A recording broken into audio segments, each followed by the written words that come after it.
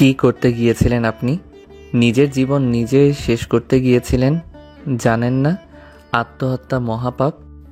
তো কি করব আমি? আমার এই জীবন রাখতে চাই না। মেয়েটির এমন কথা শুনে স্বাধীন পুনরায় পপির গালে ঠাস ঠাস করে থাপ্পড় লাগিয়ে দেয়। স্বাধীনের থাপ্পড় খেয়ে পপি নিমেষেই চুপসে যায়। ব্রিজে থাকা রেলিং ধরে কাঁদতে কাঁদতে ব্রিজে বসে পড়ে। মেয়েটিকে এমনভাবে কাঁদতে দেখে স্বাধীন মেয়েটির দিকে তার ব্যাগে থাকা পানির বোতলটি এগিয়ে দিয়ে বলে, এই নিন, পানি খেয়ে নিন। তারপর মেয়েটি স্বাধীনের হাত থেকে পানির বোতলটি টেনে ঢক ঢক করে পানি খেতে লাগে। ধন্যবাদ আপনাকে। ধন্যবাদ দিতে হবে না, এখন সোজা আপনার বাসায় চলে যান। নেক্সট টাইম যেন এই ব্রিজের আশেপাশে না দেখি। আপনি যান, আমি একটু পরে বাসায় চলে যাব। হ্যাঁ, আমি এখান থেকে যাই আর আপনি পুনরায় সুইসাইড করতে যান, তাই তো? তা হবে না। আপনার বাসার অ্যাড্রেসটা বলেন, আপনাকে সেখানে রেখে আসি। আপনাকে যাইতে বলছি, যান। এখন কথা পেঁচাচ্ছেন কেন? হ্যাঁ, পপির ধমকে স্বাধীন পপির হাত থেকে পানির বোতলটি নিয়ে ঢক ঢক করে পানি খেতে লাগে। আপনি পানি খাওয়ার হলে এখন যেতে পারেন। না, আপনাকে এখানে রেখে আর যাওয়া যাবে না। আমি গেলেই আপনি আবার সুইসাইড করবেন। আরে বললাম তো আর সুইসাইড অ্যাটেম্প করব না। এখন আপনি যান, আমাকে একটু একা থাকতে দিন। তারপর স্বাধীন পপির কাছ থেকে অনেকটা দূরে গিয়ে দাঁড়িয়ে থাকে। অন্যদিকে পপি সেখানে অনেকক্ষণ বসে থাকে, অঝরে কান্না করতে লাগে। একটু পর পপি মাথা তুলে আশেপাশে তাকাতেই দেখে স্বাধীন ব্রিজের শেষ মাথায় দাঁড়িয়ে আছে আর পপির দিকে তাকিয়ে আছে। স্বাধীনের এমন বিহেভিয়ার দেখে নিমিষেই পপির মুখে একটু মুচকে হাসির রেখা ফুটে ওঠে। কেন জানি মন খুলে হাসতে ইচ্ছে করছে তার স্বাধীনের এমন কর্মকাণ্ড দেখে। তারপর পপি তার হ্যান্ডব্যাগ থেকে ফোন বের করে কাউকে ফোন করে আসতে বলে ব্রিজে। অন্যদিকে স্বাধীন ব্রিজের সামনে থ মেরে দাঁড়িয়ে থেকে পপির প্রত্যেকটা লক্ষণ পর্যবেক্ষণ করছে। একটু পর একটা কালো রঙের কার এসে পপির সামনে ব্রেক করে। তারপর পপি কারে উঠে চলে যায়। তারপর স্বাধীন সেখানে না দাঁড়িয়ে থেকে তার বাসার উদ্দেশ্যে অগ্রসর হয়। আপনারা কিছুই বুঝতে পারছেন না, তাই তো? আসেন আপনাদেরকে বুঝিয়ে বলি। মা, আর একটু ঘুমাইতে দাও না। ইন্টারভিউ তো সেই সকাল 10টা থেকে। হারামজাদা, ঘড়ির দিকে একবার তাকিয়ে দেখ কয়টা বাজে। তারপর স্বাধীন তার পাশে থাকা ফোনটা পাওয়ার অন করে দেখে সকাল 9টা বেজে গেছে। 9টা বাজতে দেখে স্বাধীন চিল্লানি দিয়ে খাট থেকে উঠে তার মাকে উদ্দেশ্য করে বলে, মা, আর একটু আগে আমাকে ডাকবে না? এখন আর ডাকতে?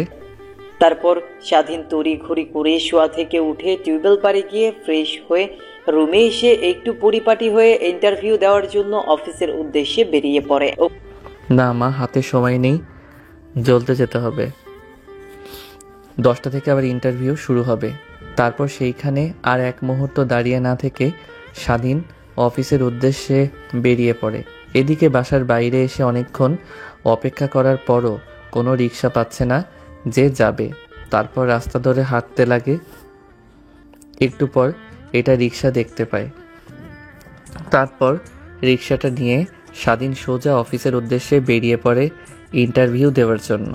একটু পর গিয়ে রিক্সাটা ব্রেক করে অফিসের সামনে গিয়ে তারপর রিক্সা থেকে নেমে ভাড়া মিটিয়ে অফিসের ভিতরে চলে যায়।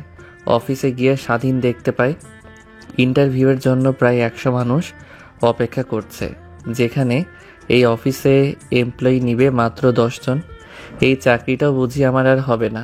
আমার থেকে কত ভালো ভালো ব্রিলিয়েন্ট লোকরা এসে ইন্টারভিউ দিচ্ছে। তারপর সবার সামনে লাইনে দাঁড়িয়ে পড়ে স্বাধীন। এক এক করে সবার ইন্টারভিউ শেষ হলে এক পর্যায়ে স্বাধীনের ইন্টারভিউ আসে। স্বাধীন ইন্টারভিউ রুমের সামনে দাঁড়িয়ে, আসতে পারি স্যার? জি আসুন। তারপর স্বাধীন গিয়ে তাদের সামনে থাকা চেয়ার টেনে বসে পড়ে। তারপর তারা স্বাধীনকে উদ্দেশ্য করে বলে, আচ্ছা, এর আগে কখনো কি কোথাও চাকরি করেছেন? না স্যার, এটাই আমার লাইফের ফার্স্ট জব হবে। বাট একটা জিনিস কি স্যার, আমাকে একটা কাজ একবার দেখিয়ে দিলে সেই কাজটা দ্বিতীয়বার দেখাতে হবে না। বুঝতে পারছি, তা শুধু খালি হাতে কি আর চাকরি পাওয়া যায়? স্যার, বুঝতে পারছি না আপনারা কি বলছেন। বলতে চাচ্ছি যে আমাদেরকে একটু মিষ্টিমুখ করার, তাহলে আপনার চাকরি কনফার্ম হয়ে যাবে। স্যার, তা তো আপনাদের মিষ্টিমুখ করাবো, আগে জবটা হয়ে নিক। স্বাধীনের এমন কথা শুনে ইন্টারভিউ রুমে থাকা সবাই হা করে হাসতে লাগে। লোকগুলোর হাসির কারণ বুঝতে পারে না স্বাধীন। আরে বাবা, আমি আপনাকে বোঝাতে চাচ্ছি যে এখানে জব পেতে হলে আমাদেরকে কিছু টাকা দিতে হবে। সবাইকে টাকার অফার করেছি, ওরা রাজি হয়েছে। প্রত্যেকজন তাদের পদের জন্য আমাদেরকে 3 লাখ করে টাকা দেবে। আপনি যদি 3 লাখ টাকার বেশি দেন তাহলে তাদেরকে রেখে আপনাকে চাকরি দেব। স্যার, আমার বাবা বলেছে কখনো ঘুষ দিয়ে আমাকে চাকরি দেবে না, আর আমিও চাই না ঘুষ দিয়ে চাকরি করতে। প্রয়োজন হলে রিক্সা চালিয়ে খাবো, তাও ঘুষ দিয়ে কোনো চাকরি নেব না। তারপর স্বাধীন সেখানে আর দাঁড়িয়ে না থেকে কেবিন থেকে বেরিয়ে যায়। স্বাধীনের এমন কথা শুনে ইন্টারভিউ নেওয়া প্রত্যেকেই বোকা বনে যায়। অন্যদিকে ইন্টারভিউ রুম থেকে বের হয়ে অফিসের আর এক মুহূর্ত না দাঁড়িয়ে অফিস থেকে বের হয়ে ফুটপাত দিয়ে হাঁটতে লাগে। সকালে না খেয়ে আসায় বিকেল 3টা বেজে যায়। পকেট থেকে ওয়ালেট বের করে দেখে মাত্র 50 টাকা। এই 50 টাকা দিয়ে স্বাধীন ভাবতে লাগে, এখন এই 50 টাকা কি করব? খাবার খাবো? অনেক কোথাও লেগেছে নাকি? 50 টাকা নিয়ে বাসায় যাব। বাসায় গিয়ে মা বাবাকে কি বলবো? চাকরি হয়নি। এখন তাদেরকে এমন কথা বলতেও খারাপ লাগে। কথাগুলো আনমনে ভাবতে ভাবতে ফুটপাত দিয়ে হাঁটছিল স্বাধীন। হাঁটতে হাঁটতে এক পর্যায়ে সারাদিন ফুটপাতে থাকা টি স্টলে চলে আসে। তারপর দোকানে বসে কলা পাউরুটি চা খেয়ে নেয়। বিল মিটিয়ে দোকান থেকে বের হয়ে পড়ে। হাতে থাকা 20 টাকার দিকে তাকিয়ে বলে, হায় টাকা! এই টাকার পিছে ছুটতে ছুটতে বিদ্যুৎ হয়ে যায়। দিন শেষে মাটিতে লুটিয়ে পড়তে হয় এই টাকার পিছু করতে। আনমনে কথাগুলো ভাবছিল স্বাধীন আর ফুটপাত দিয়ে হাঁটছিল। কোনো কিছু ভালো না লাগায় বাসায় ফেরার ইচ্ছা ঠিক তেমন একটা না হয় স্বাধীন গিয়ে নদীর পাড়ে একটা বেঞ্চে বসে নদীর দিকে তাকিয়ে রয়েছে। এভাবে অনেকটা সময় পার হয়ে যায়। হঠাৎ একটা মেয়ে এসে পেছন থেকে ডাকতে লাগে, ভাইয়া নেন না, একটা ফুল নেন না, আজকে মাত্র 2টা ফুল বিক্রি করছি। এই ফুলগুলো বিক্রি না করতে পারলে বাসায় আজকে খালি হাতে ফিরতে হবে, আর রাত্রিতে এই ফুলগুলো সব নষ্ট হয়ে যাবে। তখন যে টাকা দিয়ে ফুল কিনেছি সে টাকাও বিক্রি করতে পারবো না। নেন না ভাইয়া, নেন না, একটা ফুল নেন না। হঠাৎ কারো এমন কণ্ঠস্বর শুনতে পেয়ে স্বাধীনের দৃষ্টি নদীর দিক থেকে সরিয়ে পেছনের দিকে তাকিয়ে দেখে একটা বাচ্চা মেয়ে হাতে করে কিছু গোলাপ ফুল নিয়ে স্বাধীনের সামনে দাঁড়িয়ে কথাগুলো বলছে।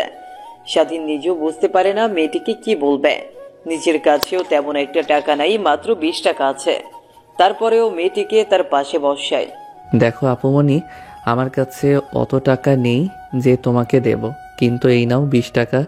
জানি এই টাকা দিয়ে তোমার কিছুই হবে না, বাট রাখো। প্যান্টের পকেট থেকে ওয়ালেটটি বের করে 20 টাকা মেয়েটির দিকে এগিয়ে দিয়ে বলে কথাগুলো স্বাধীন। এই নাও ভাইয়া 2টা ফুল, একটা বউ 10 টাকা করে বিক্রি করি, সেখান তো 20 টাকা দিয়েছে। এই নাও 2টা ফুল। 2টা ফুল স্বাধীনের দিকে এগিয়ে দিয়ে কথাগুলো বলে ফুলি। গোমরা মুখটাই যেন হাসির আলোতে পূর্ণিমার মতো জলজল করে। যদি নিজের আনন্দ দেখতে চাও তাহলে রাস্তার পাশে পড়ে থাকা মানুষদেরকে সাহায্য করো। যদি নিজের মধ্যেই মনুষ্যত্ব খুঁজে না পাও তাহলে রাস্তার পাশের মানুষদের দিকে তাকাও। যদি নিজের বাঁচার বিন্দুমাত্র আগ্রহ কমে যায় তাহলে রাস্তার পাশের মানুষদের দিকে তাকাও। তাহলেই বুঝতে পারবে তুমি তাদের থেকে কতটা ভালো স্থানে আছো। কি ভাইয়া, কি ভাবছো? ফুলগুলো না? না, আমার ফোন লাগবে না। আমার প্রিয় মানুষও নেই যাকে ফুল দেব। তারপর স্বাধীন বালতির ভেতর থেকে 2টা ফুল নিয়ে পুনরায় মেয়েটিকে অর্থাৎ ফুলিকে হাঁটু গেড়ে প্রপোজ করে বলে, আমার কিউট আপুটির জন্য 2টা ফুল। জানি আমার আপনার কাছে ফুলের সৌন্দর্য বড়ই ম্রিয়মান। তারপর স্বাধীন আর ফুল বিক্রি করা ফুলি মেয়েটি দুজনে মিলে নদীর পাশে থাকা টেবিলে বসে অনেকক্ষণ ধরে কথা বলতে লাগে। আচ্ছা আপু, তোমার বাসায় কে কে আছে? আসলে ভাইয়া আমার বাসায় তেমন কেউ নাই, শুধু মা আর আমি। আর মার মুখ থেকে শুনেছি বাবা নাকি অনেক আগেই মারা গেছে। আচ্ছা আপুমনি, তুমি পড়ালেখা করো না? হ্যাঁ ভাইয়া, লেখাপড়া করতাম, বাট প্রায় 1 বছর ধরে লেখাপড়া করি না। মা বাসায় বাসায় গিয়ে কাজ করতো আর আমি স্কুলে থাকতাম। কিন্তু হঠাৎ করে একদিন বাসায় এসে দেখি মা হওয়া ধরে কান্না করছে। আমি তার কাছে যেতেই আমাকে ধরে সে কান্না করে। এরপর থেকেই শুধু অসুস্থ হয়ে ঘরের ভেতরে থাকে। আমি কিচ্ছু বসতে না পেরে বস্তিতে থাকা এক ভাইয়ার সাহায্য নিয়ে এই ফুল কিনে বিক্রি করতে লাগে। তোমার মতো অনেক ভাইয়ারা আছে, আমাকে অনেক টাকা দিত, কিন্তু আজকে কোনো ভাইয়া আমাকে টাকা দেয়নি। এর কারণে অনেক মন খারাপ। বাসায় যেতে হবে, বাসায় একটু খাবারও নেই। তাহলে ভাইয়া তুমি এখানে বসে থেকে মনোমুগ্ধকর পরিবেশ উপভোগ করো, আমি তাহলে আসি, পরে না হয় আবার দেখা হবে। কথাটি বলেই ফুলি স্বাধীনের দিকে মুচকি হেসে টেবিল থেকে নেমে হাঁটতে লাগে। স্বাধীন অপলক দৃষ্টিতে ফুলির দিকে তাকিয়ে আছে আর মনে মনে ভাবছে, কি মায়া ভরা চেহারা, অগ্নি নিক্ষেপ করা দৃষ্টি, তারপরেও মেয়েটির এমন অবস্থা। যদি কোনো একদিন সময় পাই তাহলে আমি এমন মানুষদের পাশে দাঁড়াবো। কথাটা বলেই সেই দিক থেকে দৃষ্টি সরিয়ে পুনরায় নদীর দিকে তাকিয়ে থাকে স্বাধীন। হঠাৎ স্বাধীনের নজর যায় ব্রিজের দিকে।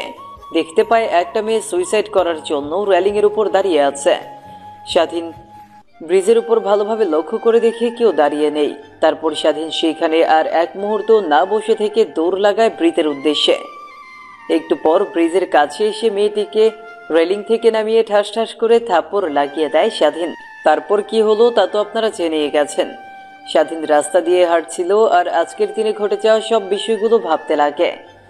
এভাবেই কেটে যায় অনেকটা সময়। বিকেল পেরিয়ে রাত হয়ে যায়। স্বাধীনের বাসা থেকে এখনো অনেকটা দূরে রয়েছে সে। ফুটপাত দিয়ে হেঁটে যাচ্ছিল। হঠাৎ স্বাধীনকে ঘিরে ফেলে চারদিক থেকে অনেকগুলো ছেলে এসে। তোর কাছে যা আছে ভালোই ভালো দিয়ে দে, না হলে কিন্তু আজকে তোর হবে জীবনের শেষ রাত। ছেলেগুলোর এমন কথা শুনেই স্বাধীন হা হা করে হাসতে লাগে। ফোনের দিকে ছিনতাইকারী ছেলেগুলো কিছুই বুঝতে পারে না স্বাধীনের বিষয়। তখনই স্বাধীন ছিনতাইকারীদেরকে উদ্দেশ্য করে বলে, আরে আমি এক ফকির, তোরা এসেছিস আমাকে ছিনতাই করতে। এই ফাইলটা ছাড়া আমার কাছে কিছুই নেই, খুঁজে যদি কিছু পাস নিয়ে যা তোরা। ধ্যাত, আজকে বিজনেসটাই শুরু হলো একটা ফকিরকে দিয়ে। যা শালার পর এখান থেকে ভাগ, দ্বিতীয়বারের মতো এখানে যেন না দেখি। স্বাধীন সেখানে আর এক মুহূর্ত না দাঁড়িয়ে থেকে হাঁটতে লাগে বাসার উদ্দেশ্যে। আর আনমনে ভাবে, এই একটা দুনিয়ায় কত রঙের মানুষ দেখব। কেউ আছে নিজের স্বার্থ হাসিলের উদ্দেশ্যে, কেউ আছে নিজের জীবন দিয়ে দিতে, কেউ আছে নিজের জীবনের বিনিময়ে অন্যের জীবন রক্ষা করতে। কথাগুলো ভাবতে ভাবতে পকেট থেকে ফোন বের করে পাওয়ার অন করে দেখে রাত 9টা বেজে গেছে। আশেপাশে ভালো করে তাকিয়ে বোঝার চেষ্টা করে কোথায় আছে। বুঝতে পারে বাসার অনেকটাই কাছে চলে এসেছে সে। আপনারা আবার ভাইবেন না, আমাদের নায়কের কাছে আবার অ্যান্ড্রয়েড ফোন আছে, নোকিয়া একটা ফোন আছে, তাও আজ থেকে 3 বছর। ও, আপনাদেরকে তো আমাদের নায়কের সঙ্গে পরিচয় করিয়ে দেওয়া হয়নি। এবার আসেন, আপনাদেরকে আমাদের নায়কের সঙ্গে পরিচয় করিয়ে দিই। আমাদের নায়কের নাম স্বাধীন শেখ। বাবা মায়ের একমাত্র সন্তান বললেও চলে। ছোট্ট একটা বোন আছে যার বয়স মাত্র 3 বছর। সারাদিনে বাবার শহরে ছোট্ট একটা মুদিখানার দোকান আছে। স্বাধীনের বাবার শহরে ছোট্ট একটা মুদিখানার দোকান আছে। সেই দোকান থেকে যা উপার্জন হয় তাতে তাদের সংসার টেনে টুনে চলে যায়। আর স্বাধীনের মা একজন গৃহিণী। এবার আসেন গল্পে পড়া। আপনাদের সঙ্গে কথা বলতে বলতে নায়ক তার বাসার সামনে চলে আসে। দরজায় করাঘাত করতেই স্বাধীনের মা এসে দরজা খুলে দেয়। তারপর স্বাধীনকে উদ্দেশ্য করে বলে, এ বাবা, সেই বের হয়েছে সকাল 9টায়, আর এখন বাসায় ফিরছিস। একবারও কি ঘড়ির দিকে তাকিয়ে দেখেছিস রাত কত হয়েছে? কি খেয়েছিস না খেয়েছিস? আয়, বাড়ির বাহিরে আয়, অমন ভাবে দাঁড়িয়ে থাকতে হবে না, ভেতরে। স্বাধীনের মা কথাটি বলতেই স্বাধীন সোজা বাড়ির ভেতর প্রবেশ করে খাওয়ার টেবিলে চলে যায়। তখন স্বাধীনের মা বলে, কে বাহির থেকে ঘুরে আসলি? যা ফ্রেশ হয়ে আয়, তারপর তুমি খাবার দিও। না মা, অনেক ক্ষুধা লাগছে আমার, খেতে দাও। দিনভর না খেয়ে আছি, বিকালের দিকে চা স্টলে গিয়ে একটা কলার রুটি আর চা খেয়েছি। আচ্ছা বাবা, তুই বল, আমি এক্ষুনি তোর জন্য খাবার নিয়ে আসছি। তারপর স্বাধীন সেখানে বসে পড়ে। একটু পর স্বাধীনের মা খাবার নিয়ে এসে তার মুখের সামনে ধরে। খেয়ে নে বাবা। তা তোর আজকের ইন্টারভিউ কেমন হলো? আর বইল না যে চাকরি করতে চাই, শুধু ঘুষ। আজকে যে কোম্পানিটাতে গিয়েছিলাম সেই কোম্পানির যারা ইন্টারভিউ নিচ্ছে তারা বলল 3 লাখ টাকা ঘুষ দিলে নাকি এই কোম্পানিতে চাকরি হবে। আর আমি কোনোভাবেই ঘুষ দিয়ে চাকরি নিব না, তুমি তা ভালো করে জানো। আমি আমার যোগ্যতাই নেব। দেখ বাবা, এর জন্য এমন মন খারাপ করে আছিস, চাকরি একটা হয়নি আর একটা হবে, আর একটা হয়নি আরেকটা হবে, এভাবে একটা না একটা চাকরি তো হবেই। চাকরি না হলে তোর বাবার মতো আরো একটা মুদিখানার দোকান দিয়ে নি, তাহলেই তো হয়ে যাবে। কথাগুলো স্বাধীনকে ভাত খাইয়ে দিতে দিতে বলে স্বাধীনের মা। স্বাধীন ছোট বাচ্চার মতো পার্টিতে বসে আছে আর ওর মা খাইয়ে দিচ্ছে। স্বাধীনের খাওয়া শেষ হলে ওয়াশরুমে গিয়ে ফ্রেশ হয়ে নেয়। তারপর সোজা স্বাধীন তার রুমে চলে যায়। রুমে গিয়ে স্বাধীন সোজা খাটে গিয়ে শুয়ে পড়ে।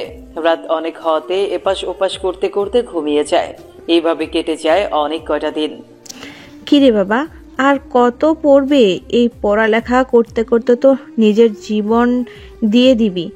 এখন দেখছি যেই লেখাপড়া করে চাকরি নিতে হলে লাখ লাখ টাকা ঘুষ দিতে হয়, সেই লেখাপড়া করার থেকে না করাই ভালো।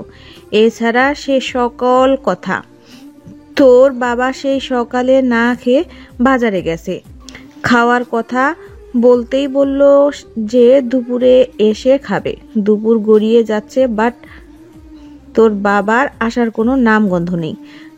জাদু, তুই বাজারে যা, দোকানে গিয়ে বয় আর তোর বাবাকে বাসায় পাঠিয়ে দে।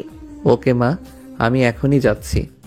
কথাটি বলেই স্বাধীন পড়ার টেবিল থেকে উঠে ওয়ার্ড্রোব থেকে একটা গেঞ্জি আর পরনের লুঙ্গি তো আছেই, সে অবস্থাতেই বাজারে যাওয়ার জন্য বাসা থেকে বের হয়। বাড়ি থেকে বের হয়ে বাজারে যাচ্ছিল রাস্তা দিয়ে হেঁটে হেঁটে। হঠাৎ রাস্তায় স্বাধীন ও তার বন্ধুর সঙ্গে দেখা হয়। কে তুই?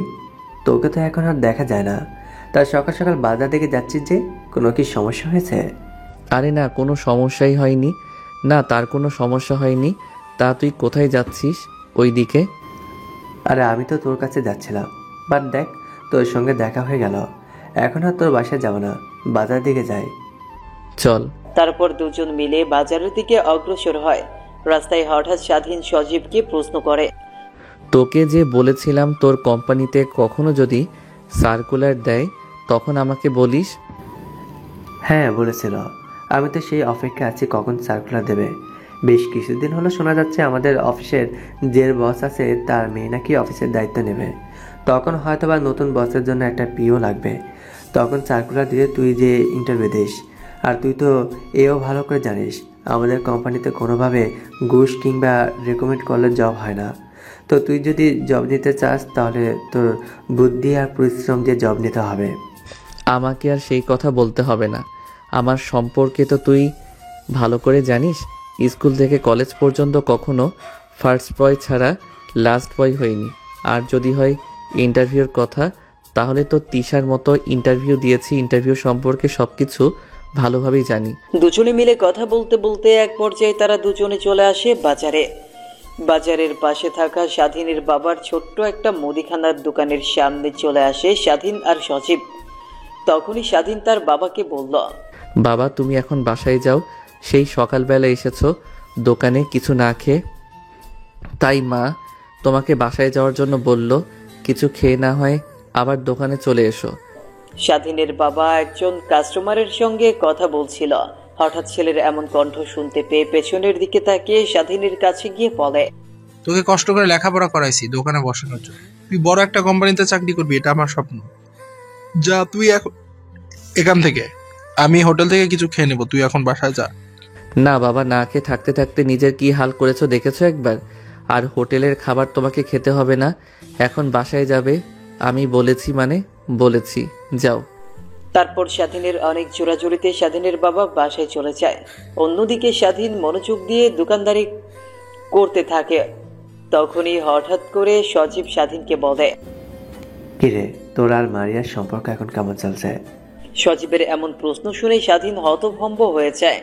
স্বাধীন ভীতু ভীতু কণ্ঠে সজীবকে বলে, কি বলি তুই? মারিয়ার সঙ্গে আমার সম্পর্ক মানে? অভিনয় করতে হবে না, আমরা সব জানি, শুধু তোকে বলিনি। জানিস মানে? কি জানিস তুই? তুই আর মারিয়া যে একে অপরকে ভালোবাসিস তা আমি ভালো করে জানি। অনেকদিন আগে মারিয়া আমার কাছ থেকে তোর নাম্বার চেয়েছিল। আমি অনেকটা অবাক হয়েছি, কিন্তু তখন আমি দিয়ে দেই। পরক্ষণ আমি একদিন যখন তোদের দুজনকে বালুচরে দেখলাম তখন বুঝতে পারি তোদের মধ্যে কিছু না কিছু চলছে। বালুর চরমারে কি বলছিস তুই এইগুলো? আমি জানি তুই ভালো অভিনয় করতে পারিস। ছোটবেলায় স্কুলে অভিনয় করে কতবার ফার্স্ট হয়েছিলি তাকে আমি জানি না? তো এখন তো বড় হয়েছিস, অন্তত পক্ষে এখন তো ভালো হ। ও, আপনারা কিছুই বুঝতে পারছেন না তাই তো? আসেন আপনাদেরকে সব বুঝিয়ে বলি। আসলে মারিয়া হচ্ছে এই গ্রামের চেয়ারম্যানের মেয়ে। স্বাধীন আর মারিয়া দুজন একই কলেজে পড়তো। স্বাধীন আর মারিয়া দুজনেই ছিল লেখাপড়ার দিক দিয়ে অনেকটাই বেস্ট। তার জন্য দুজনের মধ্যে দ্বন্দ্ব হতো কে কার আগে রোল থাকবে। একবার যদি স্বাধীনের এক রোল হতো, পরের বার মারিয়ার, পরের বার স্বাধীনের, এরকম হতো। এমন দ্বন্দ্বের মাঝে দুজন একে অপরকে কখন ভালোবেসে ফেলে নিজেরাও জানে না। মুখ ফসকে একদিন মারিয়া স্বাধীনকে প্রপোজ করে ফেলে। স্বাধীনও তার প্রপোজ অ্যাকসেপ্ট করে নেয়। শেষে এগিয়ে চলতে লাগে তাদের ভালোবাসা। কিন্তু তারা এই প্রতিজ্ঞা করে যে কেউ কখনো কাউকে বলবে না তাদের ভালোবাসার কথা। এইবার আসেন গল্পে ফেরা যাক। হায় রে মারিয়া, আমি একে অপরকে অনেক ভালোবাসি। আচ্ছা, তোরা দুজন কতদিন ধরে রিলেশনে রয়েছিস? প্রায় 3 বছর হবে। এর মধ্যে কি তোর একবারও মনে হয়নি যে মারিয়া তোর সঙ্গে প্রতারণা করছে? কি? আমি বলতে চাচ্ছি যে তোর কি একবারও মনে হয়নি যে মারিয়া তোর সঙ্গে গেম খেলছে? কি বলছিস এইগুলা আবল তাবল কথা? আচ্ছা, বাদ দে সেসব কথা। তুই কি জানিস মারিয়ার বিয়ে ঠিক হয়েছে? কি বলিস তুই এগুলো আবল তাবল কথা? ওর বিয়ে ঠিক হবে আর আমি জানতে পারবো না? সচিবের কথা শুনে স্বাধীন বাকরুদ্ধ হয়ে পড়ে। নিজের কানকে যেন নিজেই বিশ্বাস করতে পারে না। যাকে নিজের জীবনের থেকে বেশি ভালোবেসেছে তার বিয়ে হয়ে যাচ্ছে অন্যজনের সঙ্গে। তারপর স্বাধীন তার হাতে থাকা ফোনটি বের করে মারিয়ার নাম্বারে ফোন করে, কিন্তু বারবার মেইলি কণ্ঠে একটা কথাই ভেসে আসছে, আপনার অ্যাকাউন্টে পর্যাপ্ত পরিমাণ ব্যালেন্স নেই, দয়া করে রিসার্চ করুন। স্বাধীনের অনেক রাগ হতে থাকে আর আনমনেই বলে, শালার কি একটা জীবন! আমার কথা বলার মতো পর্যন্ত আমার ফোনে টাকা নেই। স্বাধীন কেমন চিন্তিত হয়ে ফোন চাপতে দেখে সজীব তার দিকে এগিয়ে এসে বলে, কিরে, কি হয়েছে? ফোনে টাকা নেই বুঝি? এই নে আমার ফোন। আর ফোনে টাকা থেকে কি হবে? তোর নাম্বার তো নিশ্চয়ই ব্ল্যাক লিস্টে ফেলে দিয়েছে। এর থেকে আমার নাম্বারটা দিয়ে কল দে, দেখবি তাও হয়তো রিসিভ করতে পারে। তারপর সজীবের হাত থেকে ফোনটি নিয়ে নাম্বার তুলে কল করে। প্রথমবার ফোন করায় কেউ কল রিসিভ করে না, দ্বিতীয়বার ফোন করলে কেউ রিসিভ করে, তৃতীয়বারের বার ফোন রিসিভ করে ওই পাশ থেকে মেইলি কণ্ঠ বলে, হ্যালো, কে বলছেন? আর এতবার ফোন দিচ্ছেন কেন? দেখছেন না ফোন ধরছি না, নিশ্চয়ই বিজি আছি। আমি স্বাধীন। ফোনের ওই পাশ থেকে স্বাধীন নামটি শুনে মারিয়া অবাক হয়ে যায়। নাম্বারটি ভালো করে চেক দিয়ে ফোনটা আবার কানের কাছে ধরে বলে, স্বাধীন মানে? আর তোর এই নাম্বার? নাম্বারটা আমার না, সজীবের। আর তুমি আমাকে তুই মুই করে বলছো কেন? ও সরি, তুই করে বলাতে। তো গরিবের বাচ্চা গরিব, তোকে কি বলবো আমি? 3 বেলা তো ঠিক মতো খেতেও পারিস না, 1 বছর ধরে ঘুরছিস চাকরির পেছনে, কিন্তু চাকরিও পাচ্ছিস না। তোকে তুই করে বলবো না তো স্যার বলে ডাকবো? তুমি আজ আমাকে এমন কথা বলতে পারলে? হ্যাঁ, পারবো না কেন? তুই কি এমন যে তোকে তুই করে বলতে পারবো না? আমি তোমার কি হই তুমি জানো? দেখ, যা হওয়ার হয়ে গেছে। নেক্সট টাইম থেকে আমাকে আর ফোন করবি না। আর হ্যাঁ, একটা কথা, ব্রেকআপ। কথাটি বলে ওই পাশের ফোন কেটে দেয় স্বাধীন। আবারও ওই নম্বরে ফোন করে, কিন্তু বারবার একটা কথাই ভেসে আসছে, আপনার কাঙ্ক্ষিত নাম্বারটি এই মুহূর্তে সংযোগ দেওয়া সম্ভব হচ্ছে না। স্বাধীন থ মেরে সেখানে দাঁড়িয়ে আছে, যেন সে একটা ঘোরের ভেতরে আছে। সময় ফুরিয়ে গেলে ঘোরও ফুরিয়ে যাবে। তখন পাশ থেকে সজীব স্বাধীনকে আশ্বাস দেয়, যা হওয়ার হয়ে গেছে। ওই ছেলে একটা ছলনাময়ী, তো ওর কথা আর ভাবিস না। নিজেকে নতুন করে প্রস্তুত কর। ওর সামনে এমনভাবে দাঁড়াবি যাতে ও তোকে দেখে জ্বলে, নিজেও যেন বুঝতে না পারে যে কি হারিয়ে ফেলেছে। সজীবের এমন কথায় স্বাধীন একটু সাহস ফিরে পায়। সজীবের ফোনটা ওর দিকে এগিয়ে দিয়ে বলে, আচ্ছা তুই বাসায় যাবি? না, বাসায় যাব না। বাসায় গিয়ে কি করব? সেই ঘুমাতে হবে নিশ্চয়ই, কাজ করতে হবে। এর থেকে এখানে বসে আড্ডা দিই দুজন মিলে, তো মনটা একটু ফ্রেশ হবে, আমারও ভালো লাগবে। তারপর স্বাধীন আর মুস্তাফিজুর দুজন মিলে দোকানে বেচাকেনা করতে লাগে আর কথা বলতে লাগে। মুহূর্তের মধ্যেই স্বাধীন যেন ভুলে যায় সবকিছু। স্বাধীন কেমন হাসি খুশি দেখে সজীব পুনরায় বলে, এরকম হাসি খুশি থাকবি সব সময়। তারপর দুজন মিলে আরো অনেকক্ষণ দোকানে বসে থাকে। অনেকক্ষণ পর স্বাধীনের বাবা চলে আসে দোকানে। তারপর স্বাধীন দোকান থেকে বের হতে স্বাধীনের বাবা গিয়ে দোকানে বসে পড়ে। দোকানের ক্যাশ বাক্স থেকে 100 টাকা বের করে স্বাধীনের দিকে এগিয়ে। এনে বাবা 100 টাকা, তুই তোর মরিচের মতো খরচ করিস। না বাবা, আমার টাকা লাগবে না, আমার কাছে টাকা আছে। তোর কাছে যে কি টাকা আছে তা আমি ভালো করে জানি। এখন কথা না বলে টাকাটা নিয়ে তোর প্রয়োজনে খরচ করিস। স্বাধীন তার বাবার কাছ থেকে টাকাটা নিতেও কেমন যেন শরম লাগে। বয়স হয়ে গেছে 24, এখনো যদি বাবার কাছ থেকে টাকা নেয় তাহলে কেমন দেখায় না। তারপরেও স্বাধীন তার বাবার দিকে হাত বাড়িয়ে দিয়ে টাকাটা নিয়ে নেয়। তারপর তারা দুইজন বাজারের একটা দোকানে গিয়ে চা খেতে লাগে। তখনই সজীবের ফোনে একটা ফোন আসে। কিরে বন্ধু সজীব, তুই সারাদিন কোথায় থাকিস? তুই জলদি তাড়াতাড়ি মাঠে আয়, পাশের গ্রাম থেকে খেলতে আইছে, ওদের যে করে হোক হারাতে হইব। শালারে এর আগে হাইরা গেছে, তারপর ওদের ডেমাক কমে নাই, এবার এসে বলতেছে যদি হারাতে পারে তাহলে ওদের নাকি আমাদের আস্তে একটা ছাগল দিবে। সত্যি বলছিস তো? আরে সত্যি বলছি, জলদি আয়, এখনই খেলা শুরু হবে। আর স্বাধীনকে এত করে ফোন করছি, ওর ফোন বন্ধ কেন? ওকে সঙ্গে নিয়ে আসিস কিন্তু বললাম। কথাটা বলেই ফোনের এই পাশে থাকা ছেলেটা ফোন রেখে দেয়। তখনই স্বাধীন চায়ের কাপে একটা চুমুক দিয়ে সজীবকে উদ্দেশ্য করে বলে, কি রে, কে ফোন করেছে? আরে রিফাত ফোন করেছে, আমাদেরকে জলদি মাঠে যেতে বললো। আজকে নাকি আবারও পাশের গ্রাম থেকে খেলতে আসছে, আর যারা জিতবে তারা নাকি ছাগল পাবে। কি বলিস, সত্যি? হ্যাঁ সত্যি সত্যি, জলদি চল, আমাদের রেখে আবার খেলা শুরু করবে। কথাটি বলেই চায়ের কাপ সেখানে রেখে সে দৌড় লাগে মাঠের উদ্দেশ্যে। মাঠে গিয়ে দেখতে পায় সেখানে সবাই আগে থেকে উপস্থিত, শুধু তারা দুইজন নেই। তারপর খেলা শুরু হয়। আসলে খেলাটা হচ্ছে ক্রিকেট খেলা। ধরতে গেলে স্বাধীন পড়াশোনায় যতটা ভালো, খেলাধুলায় তার থেকেও ভালো। প্রথমে ব্যাট করে পাশের গ্রামের ছেলেরা, ওরা 124 রানের টার্গেট দেয়। তারপর পালা আসে স্বাধীনদের, এক এক করে 4টা উইকেট চলে যায়। তখন স্বাধীন মাঠে পাশ থেকে সচিব বলে, দেখ আজকে যেভাবেই হোক আমাদেরকে জিততে হবে, না হলে কিন্তু ছাগলটা ওরা নিয়ে যাবে।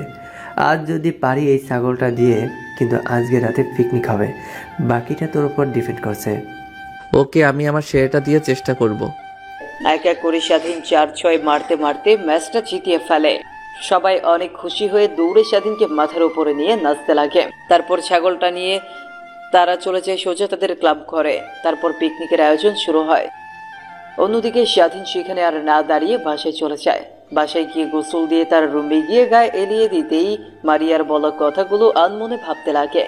স্বাধীন ঘরের মধ্যে আর না থেকে রুম থেকে বের হয়ে তাদের ক্লাব ঘরের উদ্দেশ্যে বের হতেই পেছন থেকে তার মা বলে, কিরে বাবা, কই যাচ্ছিস তুই এত হন্তদন্ত হয়ে? তারপর স্বাধীন তার মাকে খেলায় জয় হয়ে ছাগল জিতে পিকনিকের কথা খুলে বলে। তারপর স্বাধীন তার মায়ের সামনে এক মুহূর্ত না দাঁড়িয়ে থেকে শুধু তাদের ক্লাব ঘরে চলে আসে। এসে দেখে একদল রান্না করছে আর একদল বক্স দিয়ে নাচানাচি করছে। রাত যখন প্রায় 11টা বেজে যায়, তখন খাওয়া দাওয়া শেষ করে যে যার বাসায় চলে যায়। স্বাধীন ও তার রুমে গিয়ে খাটে শুতেই চোখ পেয়ে লোনা জল গড়িয়ে পড়তে থাকে। খাটের এই পাশ ওপাশ করতে করতে এক পর্যায়ে স্বাধীন ঘুমিয়ে যায়। পরের দিন সকালবেলা স্বাধীনের ঘুম ভাঙে আজানের শব্দে। শোয়া থেকে উঠে ওয়াশরুমে গিয়ে ফ্রেশ হয়ে নামাজ পড়ার জন্য মসজিদের দিকে অগ্রসর হয়। নামাজ পড়ে একটু হাঁটাহাঁটি করে পুনরায় বাসায় চলে আসে। অন্যদিকে, কি মা, তোরা দুজনে না একে অপরকে ভালোবাসতি, তো হঠাৎ করে কি হলো যে তুই সৌরভকে বিয়ে করবি না? ওর আমি আসল রূপ দেখি নাই, ওর মনের মধ্যে এমন ভয়ঙ্কর তা আমি কখনো ভাবতেও পারিনি। দেখো বাবা, তুমি আর এই বিষয় নিয়ে একটা কথাও বলবে না। আমি যেহেতু একবার বলেছি ওকে আর আমি বিয়ে করব না, তাহলে করবই না। আর যদি তুমি বেশি বাড়াবাড়ি করো তাহলে কিন্তু আমি বাসা থেকে বেরিয়ে যাব। দেখ মা, আমি তো অনেক বুড়ো হয়ে গেছি, আর কতদিন অফিস সামলাবো? আমার অফিস দেখাশোনা করার জন্য তো একজনকে দরকার। তাই ভেবেছি আমার বন্ধুর ছেলে যখন স্বাধীন, তাহলে ওকে তোর সঙ্গে বিয়ে দিয়ে ওকে ওই কোম্পানির দায়িত্ব দেব। আমি তোমার মেয়ে, আমি কি মরে গেছি? মানে কি বলতে চাইছিস তুই? শোনো, তোমার কোম্পানির দায়িত্ব আমি নিব। আমাকে আর অফিসে যেতে হবে না, কাল থেকে আমি যাব। তুই মেয়ে মানুষ হয়ে অফিস করবি কয়দিন বল? এইভাবে কেটে যায় আরো অনেক কয়েকটা দিন। স্বাধীন ও তার বন্ধুদের সঙ্গে মাঠে গিয়ে ক্রিকেট খেলছিল। হঠাৎ স্বাধীনের ফোনে তার মা ফোন করে। ফোন রিসিভ করতেই উপাস থেকে কান্না মিশ্রিত কণ্ঠ ভেসে আসে। মা কি হয়েছে, কান্না করছো কেন তুমি? স্বাধীন রে, তোর বাবা। কি হয়েছে মা বাবা? তোর বাবা কথা বলছে না, হাত পা ধীরে ধীরে ঠান্ডা হয়ে আসছে, জলদি আয় বাসায়। তারপর স্বাধীন আর কোনো কথা না বলে মাঠ থেকে দৌড়াতে দৌড়াতে বাসার উদ্দেশ্যে আসে। অন্যদিকে স্বাধীনকে এমনভাবে দৌড়াতে দেখে সজীব ও তার পিছু পিছু আসতে লাগে। বাসায় এসে স্বাধীন দেখে তার বাবা তার রুমে অচেতনের মতো শুয়ে আছে, আর তার মা তার বাবার হাতে পায়ে সরষের তেল দিচ্ছে। তারপরেও কোনো হেলদুল আসছে না তার। স্বাধীন ওর বাবার কাছে গিয়ে বলতে লাগে, বাবা কি হয়েছে বাবা, কথা বলো। স্বাধীন তার বাবার গায়ে হাত দিয়ে এমন কথা বলতে লাগে। হঠাৎ পেছন থেকে সজীব এসে বলে, আঙ্কেলকে জলদি জলদি হাসপাতালে নিতে হবে, আমি গাড়ি নিয়ে আসি, ওয়েট কর একটু। তারপর সজীব বাজারে যায় গাড়ি আনার জন্য। তারপর স্বাধীনের বাবাকে সিএনজিতে করে শহরের হাসপাতালে নিয়ে যায়। হাসপাতালে নিয়ে যেতেই ডাক্তাররা আসে। তারপর স্বাধীনের বাবাকে ডাক্তাররা এসে আইসিইউতে ভর্তি করে। আইসিইউ রুমের সামনে থাকা চেয়ারের সাথে স্বাধীন এর মা আর সজীব বসে আছে। স্বাধীনকে চিন্তিত দেখে সজীব ওর কাঁধে হাত রেখে বলে, দেখ, কোনো টেনশন করিস না, আঙ্কেল ঠিক সুস্থ হয়ে উঠবে, আল্লাহর উপর বিশ্বাস রাখ। সজীবের এমন কথা শুনে স্বাধীন স্বস্তির নিঃশ্বাস ফেলে। প্রায় 1 ঘন্টা পর আইসিইউ কেবিন থেকে একটা ডাক্তার বের হয়। তখনই স্বাধীন বসা থেকে উঠে ডাক্তারের কাছে গিয়ে বলে, আমার বাবা কেমন আছে? দেখো বাবা, তোমার বাবাকে সময় মতো আনতে পেরেছে, এজন্যই বেঁচে গেছে। হয়তো উনি আর বেশি দিন বাঁচবেন না। যদি বাঁচাতে চাও তাহলে হার্ট সার্জারি করতে হবে, অনেক টাকা লাগবে। তোমাদেরকে তো দেখে ধনী পরিবারের লোক মনে হচ্ছে না, তাই আর কিছু বললাম না। কথাটি বলে ডাক্তার সাহেব তাদের কাছ থেকে যেতে লাগবে। তখনই স্বাধীন পেছন থেকে ডাক্তারের হাত ধরে বলেন, আঙ্কেল প্লিজ আমার বাবাকে বাঁচান, যত টাকা লাগে আমি দিব, প্লিজ আমার বাবাকে সুস্থ করে দিন। ডাক্তার সাহেব স্বাধীনকে বসা থেকে দাঁড় করিয়ে বলে, দেখো বাবা, আমি হাসপাতালের সামান্য একজন কর্মচারী। আমি তোমাদের জন্য কি করতে পারি বলো? তোমার বাবা হার্টের সার্জারি করতে প্রায় 30 লক্ষ টাকা লাগবে। ডাক্তারের এমন কথা শুনে স্বাধীনের চোখে যেন নিমিষেই কালো মেঘে ছায়া ভেসে ওঠে। তারপর ডাক্তার সাহেব তার সামনে থেকে চলে যায়। অন্যদিকে সচিব অনেকটাই অবাক হয়, কারণ কোনোভাবে স্বাধীন এর বাবার জন্য জোগাড় করতে পারবে না, যেখানে তাদের সংসারে চলে একটা ছোট্ট মুদিখানা দোকান দিয়ে। তারপর স্বাধীন সোজা তার বাবার কাছে চলে যায়। স্বাধীনকে দেখে ওর বাবা বলে, জানি বাবা, আমি আর মাত্র অল্প কিছুদিনের মেহমান এই পৃথিবীতে। ডাক্তারকে অনেক করে জিজ্ঞাসা করেছি, বা ডাক্তার আমাকে কিছুই বলেনি। তা থেকে আমি তো জানি আমার এমন কোনো রোগ আছে যার জন্য অনেক অনেক টাকা লাগবে। স্বাধীন তার বাবার হাত জড়িয়ে ধরে বলে, বাবা আমি তোমাকে বাঁচাবো, যেভাবেই হোক না কেন। পাগলামি করিস না তুই। অন্যদিকে সচিব স্বাধীন তার বাবার এমন কথোপকথন দেখে সচিবের চোখেও লোনা জল বের হতে লাগে। নিজেরও তেমন কোনো সাধ্য নেই যে স্বাধীনকে সাহায্য করবে সচিব। তারপরে হাসপাতালে থাকতে থাকতে কেটে যায় 2টা দিন। তারপর হাসপাতালে বিল মিটিয়ে ডাক্তারের কাছ থেকে প্রেসক্রিপশন নিয়ে ডাক্তারের টেবিল থেকে বের হতে যাবে। তখনই ডাক্তার স্বাধীনকে উদ্দেশ্য করে বলে, দেখো বাবা, তোমাদেরকে কথাটা কি করে বলি তাও বলতে হবে। তোমার বাবার যদি হার্ট সার্জারি করতে চাও তাহলে 15 দিনের মধ্যে যে করে হোক টাকা ম্যানেজ করতে হবে। ডাক্তারের এমন কথা শুনে স্বাধীন অনেকটাই অবাক হয়। তারপর কেবিন থেকে বের হয়ে স্বাধীন তার বাবাকে নিয়ে বাসার উদ্দেশ্যে রওনা হয়। এভাবেই কেটে যায় প্রায় 1 সপ্তাহ। স্বাধীন প্রত্যেক দিন তার বাবার দোকানে যায়। যে টাকা ইনকাম হয় তাতে তাদের সংসার চলে, আর ওর বাবার ওষুধের খরচ চলে। স্বাধীন নিজেও বুঝে উঠতে পারে না কি করে তার বাবাকে হার্ট সার্জারি করাবে।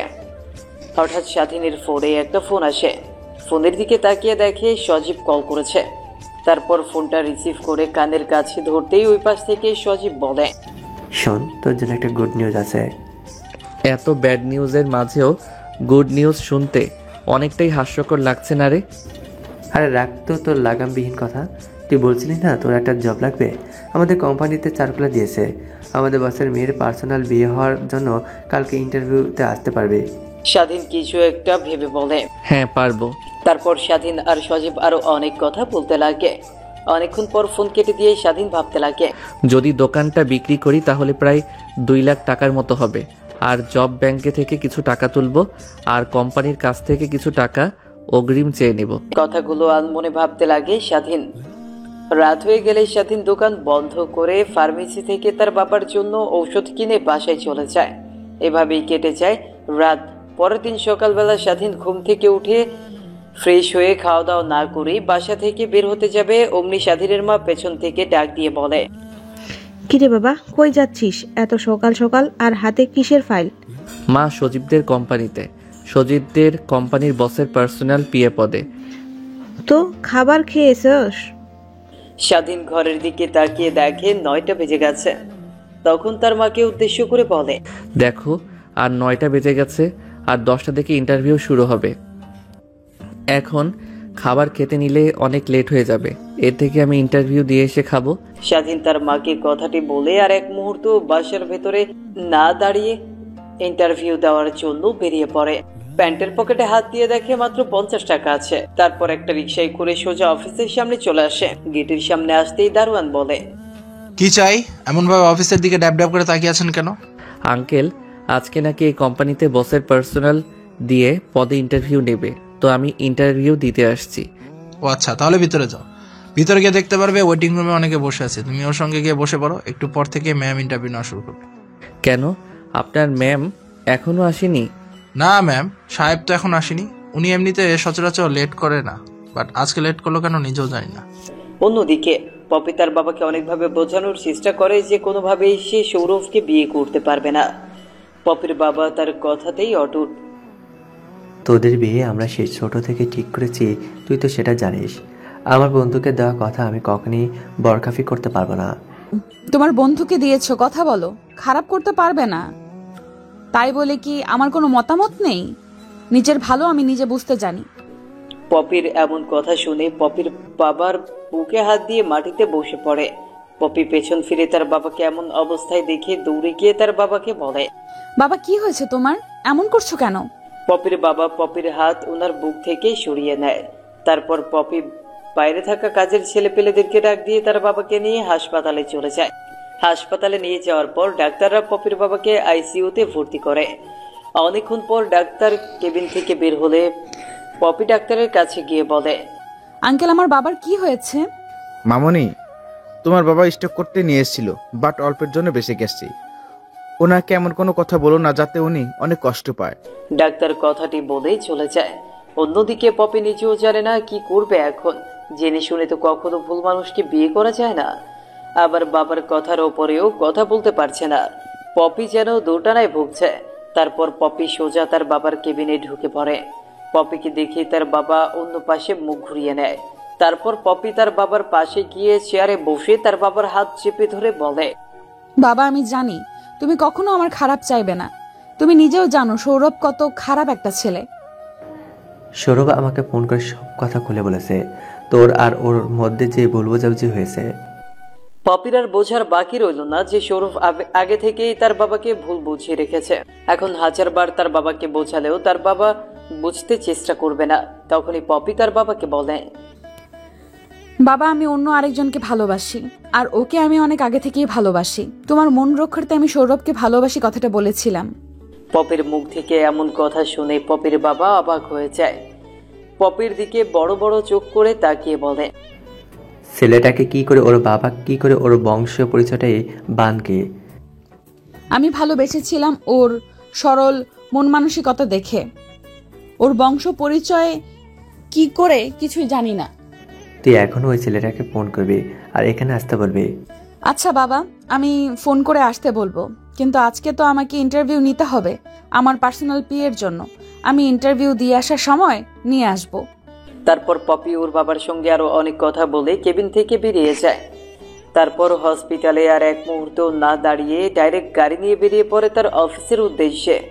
অন্যদিকে স্বাধীন বসার রুমে গিয়ে ইন্টারভিউ এর জন্য অনেকক্ষণ অপেক্ষা করতে লাগে, কিন্তু অফিসের বসের আসার কোনো নামগন্ধই নেই। তখনই স্বাধীনের সামনে দিয়ে একটা মেয়ে ইন্টারভিউ রুমে চলে যায়। স্বাধীন তো মেয়েটিকে দেখে অবাক হয়ে যায়। তারপর এক এক করে সবার ইন্টারভিউ নিতে লাগে। সামান্য একটা পিএ পদে চাকরি নেওয়ার জন্য প্রায় 100 জনের ওপরে ছেলে এসে ইন্টারভিউ দেওয়ার জন্য। দেখতে দেখতে একটা সময় স্বাধীনের ইন্টারভিউ সিরিয়াল চলে আসে। তারপর স্বাধীন কেবিনের সামনে। Me come in sir? হ্যাঁ আসুন। তারপর স্বাধীন গিয়ে পপির সামনের চেয়ারে বসে পড়ে। পপি মুখ তুলে তাকিয়ে স্বাধীনকে দেখে তো অবাক হয়ে যায়। নিমিষেই নিজেকে সামলে নিয়ে, ও আপনি? তা আপনার এই জবটা কেন দরকার? আসলে আমার বাবা অনেক অসুস্থ আর প্রায় অনেক দিন ধরে আমি জব করছি, বাট কোনো জব পাচ্ছি না। বাবার চিকিৎসার জন্য হলেও আমার চাকরিটা প্রয়োজন। তখনই পপির মাথায় একটা দুষ্টু চিন্তার আবির্ভাব হয়। ও আচ্ছা, এই ব্যাপার। তা আপনার বাবার কি অসুখ হয়েছে বলা যাবে কি? হার্ট সার্জারি করতে হবে, অনেক টাকা লাগবে। আপনি এ সকল বিষয় শুনে কি করবেন? কিছু না, বাট আমি যদি আপনাকে আপনার বাবার চিকিৎসার সব খরচ দেই তাহলে কি আপনি আমার কথা মতো চলতে পারবেন? পপির এমন কথা শুনে স্বাধীন যেন নিজের কানকে নিজেই বিশ্বাস করতে পারছে না। জি হ্যাঁ, আপনি যা বলবেন আমি তাই করব। আমাকে বিয়ে করতে হবে, তাও মাত্র 2 বছরের জন্য, কিন্তু কখনোই আপনি আমার কাছ থেকে স্ত্রীর মর্যাদা পাবেন না। স্বাধীন আগে থেকেই ভেবেছিল এমন কিছু একটাই বলবে। স্বাধীন নির্দ্বিধায় রাজি হয়ে যায়। আচ্ছা, আমি ম্যানেজারকে বলবো আপনার যত টাকা লাগে তত টাকা দিয়ে দিবে, বাট এখন আমার সঙ্গে একটা জায়গায় যেতে হবে, আর আমি যা যা শিখিয়ে দেব আপনাকে তাই করতে হবে। কথাটি বলে পপি পিয়নকে ডাক দেয়। মা ডেকেছো?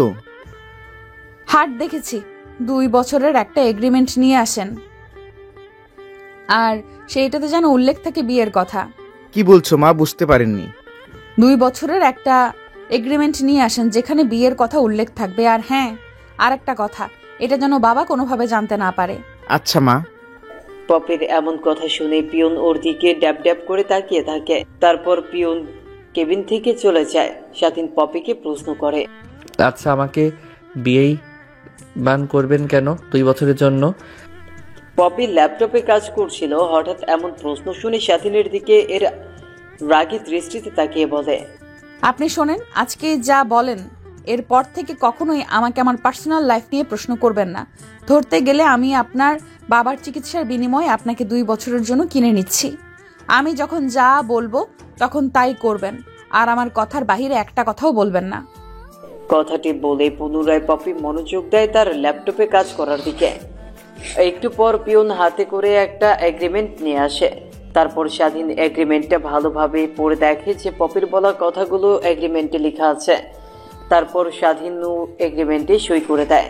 তখনই পিয়ন পপিকে উদ্দেশ্য করে বলে, আচ্ছা মা, বাইরে থাকা ছেলেটাকে এখন কি করব? ওদেরকে বলেন আমার পার্সোনাল পিএ পেয়ে গেছি, এখন ওনারা যেতে পারে। কথাটি বলে পুনরায় পপি মনোযোগ দেয় ল্যাপটপের উদ্দেশ্যে।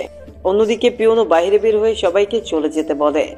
আর স্বাধীন পপির সামনের চেয়ারে বসে আছে। পপিকে কিছু প্রশ্ন করবে সেই সাহসও হচ্ছে না। এই অল্প কিছুক্ষণেই বুঝে গেছে পপি অনেক রাগী একটা মেয়ে। তারপর স্বাধীন ছোট্ট বাচ্চার মতো সেইখানে বসে আছে। কাজের ফাঁকে ফাঁকে এক পলক করে পপি স্বাধীনকে দেখে আর মুচকি মুচকি হাসে। স্বাধীনের ওইদিকে কোনো ভ্রুক্ষেপই নেই। অনেকটা সময় পার হয়ে যাওয়ার পর পপি ওর কেবিন থেকে উঠে টেবিলের ওপরে থাকা কফির মগটা হাতে নিয়ে এক চুমুক দিয়ে জানলা দিয়ে বাইরে তাকিয়ে স্বাধীনকে উদ্দেশ্য করে বলে, এই পৃথিবীতে কতই না আজব মানুষ আছে, তাই না? যাদের কখনো চেহারা দেখে বিবেচনা করা যায় না। আর মানুষের পৃথিবীতে জন্ম নিলে এমন মানুষের সঙ্গে অনেকবার দেখা হয়, শুধু তার চেহারাটা মনে রাখতে হয়। মনোযোগ দিয়ে স্বাধীন পপির বলা কথাগুলো শুনছে। আচ্ছা, আপনি কি কখনো কাউকে ভালোবাসছেন নিজের জীবনের থেকে বেশি? পপির এমন প্রশ্নে স্বাধীন কি উত্তর দিবে বুঝে উঠতে পারে না। মাথা দিয়ে হ্যাঁ বোঝায়। তাকে কি পেয়েছেন? স্বাধীন মাথা দিয়ে না বোঝায়। নিশ্চয়ই আপনাকে সে অপব্যবহার করেছে, না তো সে আপনাকে তার প্রয়োজনে খাটাইছে, তাই তো? পপির এমন প্রশ্নে স্বাধীন কি বলবে কিছুই বুঝে উঠতে পারে না। পপির এমন কথা শুনে স্বাধীনের চোখ থেকে এক ফোঁটা অশ্রু বের হতেই স্বাধীন তা হাত দিয়ে মুছে ফেলে। ও সরি, আপনাকে পার্সোনাল প্রশ্ন করায়। এখন আসেন আমার পিছু পিছু। তারপর পপি কফির মগটা টেবিলের উপর রেখে কেবিন থেকে বের হয়ে যায়। স্বাধীন ওর পিছে পিছে যেতে লাগে। একটা গাড়ির সামনে গিয়ে দাঁড়িয়ে বলে, আজকে থেকে আমি যখন গাড়িতে উঠবো তখন তুই আমার আগে আগে এসে দরজা খুলে দিবি, মনে থাকে যেন দ্বিতীয়বার আর তোকে যেন বলতে না হয়। পথে এমন কথা শুনেই স্বাধীন দৌড়ে গিয়ে গাড়ির দরজা খুলে দেয়। তারপর গাড়ি চলতে লাগে তার আপন গতিতে। হঠাৎ ড্রাইভারকে বলে পপি, আচ্ছা, আপনার জানা মতে আশেপাশে কোনো কাজী অফিস আছে কিনা? জি ম্যাম, আসে। কাজে অফিস দিয়ে কি করবেন? তোমাকে কি আমি অত প্রশ্ন করতে বলেছি আছে কিনা? যদি থাকে সেখানে নিয়ে যাও। চলো। তারপর ড্রাইভার গাড়ি ঘুরিয়ে কাজী অফিসের দিকে যেতে লাগে। একটু পর গিয়ে গাড়ি ব্রেক করে কাজী অফিসের সামনে। গাড়ি ব্রেক করতেই স্বাধীন গাড়ি থেকে বের হয়ে পপি যে দরজা দিয়ে গাড়ি থেকে বের হবে ওই দরজাটা খোলে। তারপর পপি হাঁটতে হাঁটতে কাজী অফিসে ঢোকে। স্বাধীন পপির পেছন পেছন যেতে লাগে কাজী অফিসের ভেতরে।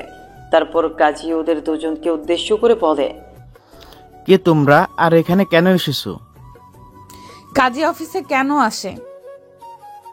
বিয়ে করতে তো আমরা বিয়ে করতে এসেছি। তো বিয়ে করতে এসেছো, তাহলে মাত্র দুজন কেন? আরো কয়েকজন লাগবে। তোমার পক্ষ থেকে দুজন সাক্ষী আর ছেলের পক্ষ থেকে দুজন সাক্ষী, এছাড়া কোনোভাবে বিয়ে পড়ানো সম্ভব না। যত টাকা লাগে আমি দিব, আপনি বিয়ে পড়ান। দেখো মা, এইভাবে তো টাকার কথা উল্লেখ হচ্ছে না। বিয়ে পড়াতে গেলে সাক্ষী লাগে আর ওদের সই লাগে। তারপর পপি কাজীর সঙ্গে বেশি কথা না বলে কাজী অফিসের বাইরে এসে দেখে অনেক মানুষ দাঁড়িয়ে আছে। তারপর তাদেরকে টাকার লোভ দেখালে তারা বিয়েতে সাক্ষী হওয়ার জন্য রাজি হয়। পুনরায় পপি কাজী অফিসে প্রবেশ করে। তারপর কাজী সাহেব পপি আর স্বাধীনের বিয়ে পড়াতে লাগে। এভাবেই শেষ হয় তাদের বিয়ের পর্ব। তারপর কাজীকে টাকা মিটিয়ে কাবিননামার একটা ফটোকপি নিয়ে কাজী অফিস থেকে বের হয়ে যায়। গাড়ির সামনে আসতেই সারাদিন দৌড়ে এসে গাড়ির দরজা খুলে দেয়। তারপর স্বাধীনকে গাড়িতে বসে পড়ে। তখন ড্রাইভার পুনরায় পপিকে বলে, আচ্ছা ম্যাম, এখন কোথায় যাবেন? হসপিটালে যাব। আর বাবা যেন কোনোভাবেই জানতে না পারে আমি ওই ছেলেটাকে জোর করে বিয়ে করেছি, টাকার প্রলোভন দেখিয়ে। যদি জানতে পারে তো চাকরি তো শেষ করবেই, পাশাপাশি তোকেও শেষ করে ফেলবো। পপি এমন কথা শুনে ড্রাইভার শুকনো ঢোক গেলে। তারপর ড্রাইভার মনোযোগ দিয়ে গাড়ি চালাতে লাগে। একটু বড় গাড়ি এসে থামে একটা হাসপাতালে। স্বাধীন হাসপাতালটা দেখে অবাক হয়, কারণ এর আগে স্বাধীন তার বাবাকে এই হাসপাতালটাতেই নিয়ে এসেছিল। তারপর স্বাধীন গাড়ি থেকে নেমে যেদিক দিয়ে বের হবে ওই দরজাটা খুলে দেয়। পপি যেতে লাগে আগে আগে, আর স্বাধীন পপির পিছু পিছু হাসপাতালে প্রবেশ করে।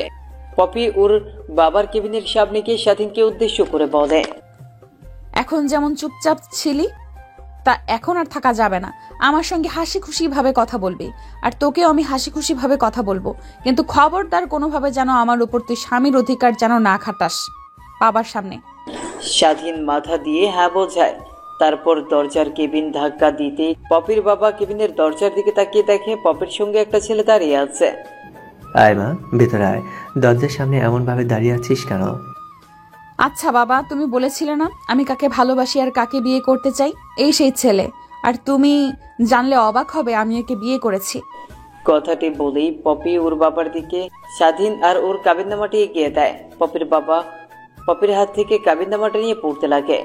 পপির দিকে একটু রাগের দৃষ্টিতে তাকিয়ে, এখানে বিয়ের তারিখ দেওয়া তো আজকের। হ্যাঁ বাবা, আমরা আজকে বিয়ে করেছি। বিয়ে করে সোজা তোমার সঙ্গে দেখা করতে নিয়ে এসেছি। তারপর পপির বাবা কেবিন থেকে বের হতে যাবে, অমনি পরিচিতি নিলেই স্বাধীন দৌড়ে এসে তাকে ধরে ফেলে। স্বাধীনের এমন কর্মকাণ্ডে স্বাধীনের বাবা মা অনেক খুশি হয়। তারপর স্বাধীন পপির বাবাকে আধশোয়া হয়ে শুয়ে দিয়ে বলে।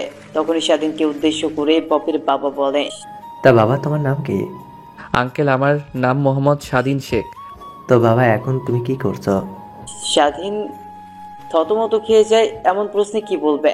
পপির দিকে তাকাতেই পপি ওর বাবার দিকে উদ্দেশ্য করে, ওই আমার কোম্পানিতে জব করেন। কই, এর আগে তো কখনো একে আমাদের কোম্পানি দেখিনি। না মানে বাবা, আমার তো এখন একটা পার্সোনাল পিএর দরকার, তো একে আমি আমার পার্সোনাল পিএ বানিয়েছি। তা ভালো করেছিস তুই। আচ্ছা বাবা, তোমার বাবা মা কি করে? পপির বাবার এমন প্রশ্নের স্বাধীন পুনরায় পপির দিকে তাকায়। তখন পপি চোখের ইশারা দিয়ে সত্যি কথা বলতে বলে, আসলে আঙ্কেল, আমার বাবার বাজারে একটা ছোট্ট মুদিখানার দোকান আছে আর মা বাসায় থাকে। ও আচ্ছা, নিজেরাই বিয়ে করে নিলে একটাবার আমাদের মতামত প্রয়োজন মনে করলে না?